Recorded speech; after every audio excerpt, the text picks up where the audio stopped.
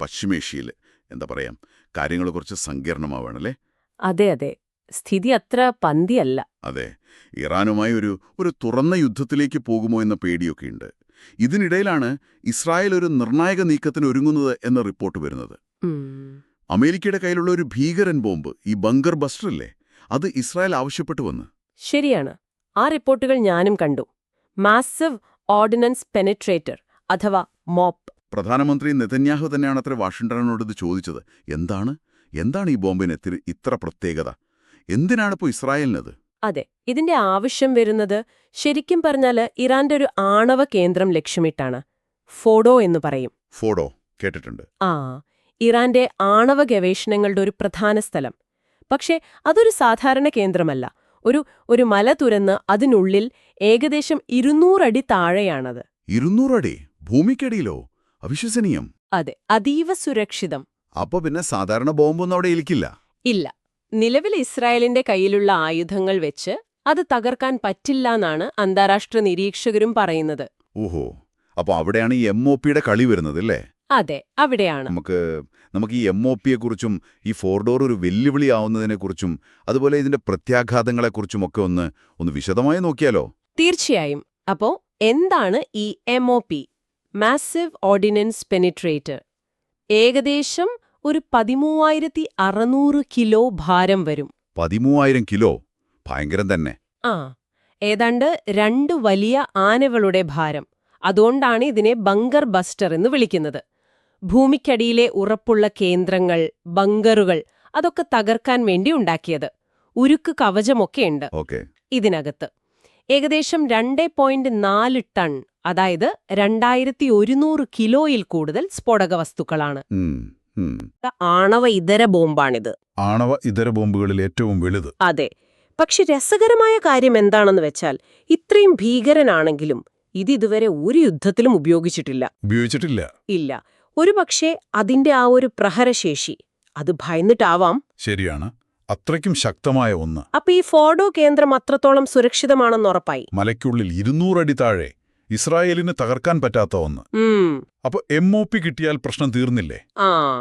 അവിടെയാണ് അടുത്ത പ്രശ്നം. എന്താണത്? ഈ MOP എന്ന് പറയുന്നത് അമേരിക്കയുടെ മാത്രം സ്വത്താണ്. അവരുടെ സൈന്യത്തിന് മാത്രം ഉപയോഗിക്കാൻ പറ്റുന്ന ഒന്ന്. മറ്റാർക്കും കൊടുക്കൂല? ഇല്ല. അമേരിക്കയുടെ ഏറ്റവും അടുത്ത കൂട്ടാളിയായ ഇസ്രായേലിന് പോലും ഇത് വെറുതെ കിട്ടില്ല. ഒന്നുകിൽ വാഷിംഗ്ടൺ നേരിട്ട് അനുമതി നൽകണം, കൈമാറണം, അല്ലെങ്കിൽ അമേരിക്കൻ സൈന്യം തന്നെ ആ ആക്രമണത്തിൽ പങ്കാളികളാകണം. എന്നുവെച്ചാൽ അമേരിക്ക അറിയാതെ അല്ലെങ്കിൽ അവരുടെ സഹായമില്ലാതെ ഇസ്രായേലിന് ഇത് ഉപയോഗിക്കാൻ പറ്റില്ല. അപ്പോൾ അതാണല്ലേ ഇതിലെ പ്രധാന വെല്ലുവിളി. ഇസ്രായേൽ ചോദിച്ചാലും അമേരിക്ക കൊടുക്കുവോ, അല്ലെങ്കിൽ അമേരിക്ക തന്നെ ഇത് ഉപയോഗിക്കാൻ തയ്യാറാകുവോ?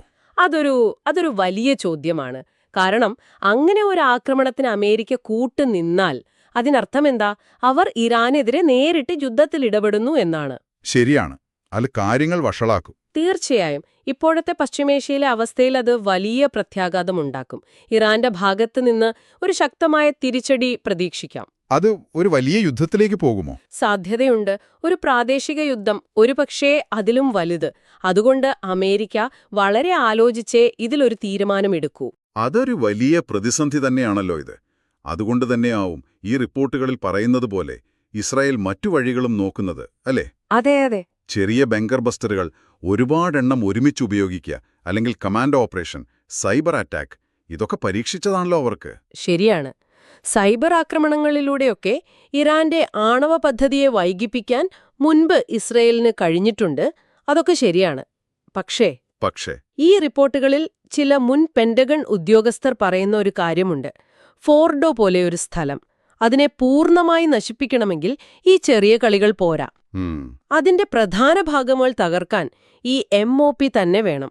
മറ്റേതൊക്കെ ഒരു താൽക്കാലിക തടസ്സമുണ്ടാക്കാനേ പറ്റൂ. ഓഹോ, അപ്പോ അതാണ് അവസ്ഥ. ഫോർഡോയെ ശരിക്കും തകർക്കണമെങ്കിൽ MOP വേണം. പക്ഷെ അതിന്റെ സ്വിച്ച് അമേരിക്കയുടെ കയ്യിലാണ്. അവർ കൊടുക്കുമോ, അതോ അവർ തന്നെ ഉപയോഗിക്കുമോ? വീണ്ടും ആ ചോദ്യം തന്നെ.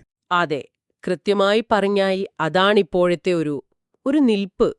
ഈ ഒരു സാഹചര്യം കാരണം ഫാർഡോ പശ്ചിമേഷ്യയിലെ ഏറ്റവും പ്രധാനപ്പെട്ടതും ഒരുപക്ഷെ ഏറ്റവും അപകടം പിടിച്ചതുമായ ഒരു കേന്ദ്രമായി മാറിയിരിക്കുകയാണ്. ശരിയാണ്.